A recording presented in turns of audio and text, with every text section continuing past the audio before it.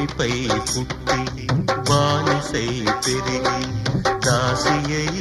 సేవకు నిలయమై ఆగని యంత్రమై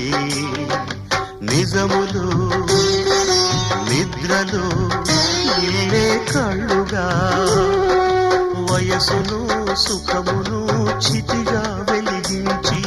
బ్రతుకే హారతి ఇచ్చిన దేవత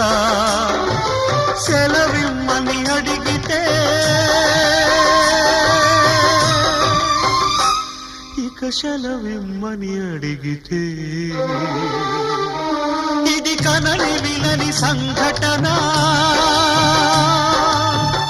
అపూర్వ సంఘటన ఇది ఎవ్వరు